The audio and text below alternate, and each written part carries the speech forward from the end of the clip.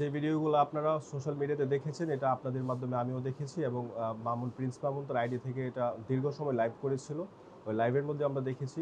তবে বাসায় আমার যাওয়া হয় নাই। আপনাদের মাধ্যমে বা আমি যে তথ্য পেয়েছি, ওই ভাষার উইন্ডো থেকে শুরু করে চতুর্দিকে খোলা ছিল এবং সে একটা ট্রেসপাস করে বাসায় প্রবেশ করে।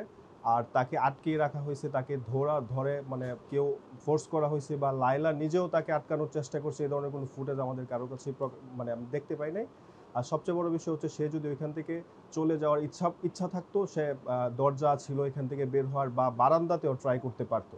আমি যতটুকু জানি তার বারান্দাটা একদম ওপেন, ওইখানে কোনো ব্যারিয়ার নাই, কোনো বাধা নাই। তো এটা আসলে আমার কাছে মনে হয়েছে মানে বলার জন্য বলা কথাটা।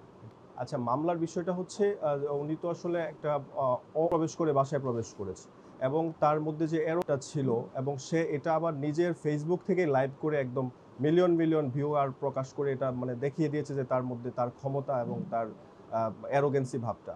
তো এইভাবে একটা আমার যতটুকু ইনফরমেশন আছে, লাইলার বাসায় কিন্তু কোনো পুরুষ মানুষ থাকে না। ওনার বাবা নাই, ওনার ভাই নাই, ওনার ২টা মেয়ে আছে আর একটা বৃদ্ধ মা থাকে। তো এই হিসেবে আমার আপডেটটা হচ্ছে এরকম যে খুব সম্ভবত সোসাইটি এবং পরিবার থেকে ওনাকে বলা হয়েছিল একটা অভিযোগ আকারে, যাতে ভবিষ্যতে ইনসিকিউরিটি ফিল হয় বা আশঙ্কা করছে এই মর্মে থানায় একটা অভিযোগ দায়ের করতে। তো থানায় একটা অভিযোগ দায়ের করা হয়েছিল, পরবর্তীতে এটা একটা মামলায় রুজু হয়েছে। এই আপডেটটা আমার কাছে আছে।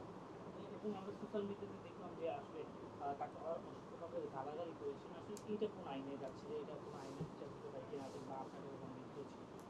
আচ্ছা, এটা আপনার ওনাদের কিন্তু অলরেডি ২টা মামলা কোর্টে চলমান এবং এটা ঢাকায় চলমান। তো আসলে দুইজনই খুবই স্বাভাবিক এবং দুইজনই কিন্তু খুব সুপরিচিত, সুপ্রতিষ্ঠিত অনলাইন মিডিয়ার মাধ্যমে। তো আমরা সহ এবং ওনাদের যারা ফলো করে, ফলোয়াররা আছে, ওনাদের কিন্তু লাইফস্টাইল, ড্রেস আপ, কথাবার্তা সব অ্যাটিটিউডকে ফলো করে এবং নিজের জীবনে স্থাপন করতে চায়। পাশাপাশি অনলাইনের একটা ইফেক্ট কিন্তু সমাজের মধ্যে পড়ে। তো বিচারালয়ের আমরা আইনজীবীরা যেরকম ওনাদের ভিডিওগুলো দেখি বা সব প্রেশার যুগ মানুষগুলাই দেখে, সেভাবে কিন্তু বিজ্ঞ বিচারকগণ এই বিষয়গুলো সম্পর্কে অবগত। তো ওনাদের মামলা চলমান অবস্থায় বিচারকরা ওই ভিডিওগুলোই যদি আবার দেখে, তো স্বাভাবিকভাবেই মামলাতে আমাদের একটা পক্ষ হয়ে, যেমন আমি বাদী পক্ষে, কোর্টে এটা নতুন করে উপস্থাপন করার কিছু থাকে না যে ওইখানে কি ঘটনাটা ঘটেছিল। পাশাপাশি লায়লা নিজেও কোর্টে এটা বলার কিছু থাকে না। স্বাভাবিকভাবে এটা খুবই বিরূপ একটা প্রভাব এই মামলার উপরে পড়ে। আসলে মামুনের ওই ঘটনাস্থলে উপস্থিত হওয়ার টাইম ডিউরেশনটা আপনারা দেখেন। লায়লা তার বক্তব্যের মধ্যে, ওনাদের বক্তব্যের বেসিসে যদি আমি বলি, ওনারা বারবার কথাটা বলা হচ্ছে ভোর খুব সম্ভবত ৫টা সাড়ে ৫টার সময় মামুন এখানে ট্রেস পাস করে। তো ৫টা সাড়ে ৫টার সময় যদি ট্রেস পাস করে, এটা তো খুব স্বাভাবিকভাবে ফ্রেশ মাইন্ড নিয়ে কেউ কোনো লোক ওই সময় কারো বাসায় যাওয়ার কথা না। এরপরে তারপর থেকে যে সময়টা ২টা ৩টা পর্যন্ত যতক্ষণ ওনারা বাসায় ছিলেন, মামুন যতক্ষণ লাইলার বাসায় ছিল, তখন এই তাণ্ডবের মধ্যে তো কখনোই মানে এরকম কোনো বহিঃপ্রকাশ হয় নাই যে ওকে না। এটা মামলার বিষয়টা, মামলার প্রত্যেকটা পদক্ষেপে কিন্তু মামলা করার সুযোগ থাকে। কিন্তু আমি আসলে কালকেও কিন্তু কিছু মিডিয়াতে বলেছি, আমি পার্সোনালি আইনজীবী হিসেবে, যেহেতু ন্যায় বিচার প্রতিষ্ঠা করাটা আমার উপরেও বর্তায় আইনজীবী হিসেবে, তো আমি আসলে ওনাদের নতুন কোনো ইস্যু নিয়ে আরও কোনো মামলার সুযোগ সৃষ্টি হোক, এটা আমি ওনাদের কাছ থেকে প্রত্যাশা করি না। আর কোনো মামলার সুযোগ সৃষ্টি না হোক, এটা দুইজনেরই সচেতন থাকা উচিত।